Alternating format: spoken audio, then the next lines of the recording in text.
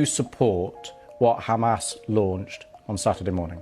Well, this is not the right question, Louis. Really, the right question. It's an important question. No, it is not an important question because whether you support their action or not is an important question. No. It is not an important question. Hamas is a group, is a militant group. You're talking with the Palestinian representative. Our position is very well known and clear. And what is that? Do you support Hamas's actions? And then you cannot equate. This is not about support or not support. I am here to represent my people, the Palestinian people, what they are going through. I'm not here to condemn anybody. And if anybody that needs to be condemned, it's what you call the only democracy in the Middle East, that is Israel, between parentheses, that is doing what you have just reported, targeting civilians. And this has not just happened the last 48 hours. Hamas was just targeting Palestinians, but you won't condemn that. I'll tell you one thing. Hamas is not the Palestinian government, okay? The Israeli government is giving orders for its organized army. So please don't draw any symmetry here. Don't equate. There is no way you can draw any symmetry. And don't equate between the occupied and the occupier. This doesn't serve justice to understand for your audience and viewers the real situation. Since Israel's establishment, it has had one military doctrine. When it fights, it goes and fights civilians, kill civilians, so they pressure the fighters.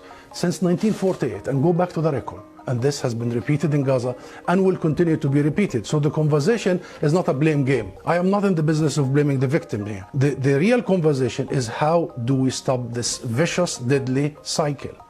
You just condemned Israel for killing civilians, and you won't condemn Hamas for killing civilians. How many times you have interviewed Israeli officials, Louise? Hundreds of times. Hundreds of times. How many times Israel have committed war crimes right live on your own cameras? Do you start by asking them to condemn themselves? Have you? You don't. You don't. No, I'll answer that question. You don't. You know why I refuse to answer this question?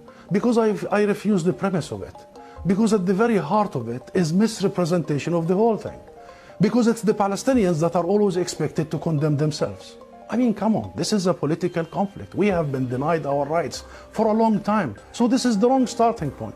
The right starting point is to focus on the root causes, is to try and get out of this extreme dark tunnel, as opposed to this business by BBC and the mainstream media for 75 years. You bring us here whenever there are Israelis who are killed. Did you bring me here when many Palestinians in the West Bank, more than 200 over the last few months?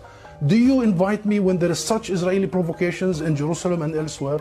What Israelis have seen, which we started by saying tragic, the last 48 hours, the Palestinians see every day for the last 50 years. You know the situation in Gaza, you've just described it. This is the biggest open-air prison. Those people, 2 million, have been taken hostage by Israel for the last 16 years. So I'm saying this just to say, Louise, perhaps this is about time we abandon this rhetoric, very dangerous, this framework, and we start giving people the real ugly truth sometimes. What is the solution in your eyes? International law, that's it. The equal application of international resolutions and law and legitimacy, as you did in Ukraine. Would you bring the Ukrainian ambassador here and start asking him to condemn some of his fighters? We need to fully and equally apply the rules that were created by the League of Nations after the horrors of the Second World War. We need to make sure that Israel is not the exception. It has been for the last 75 years. We need to make sure that nobody is above the law. Britain is renowned, Louise, for the rule of law. I think that's the solution.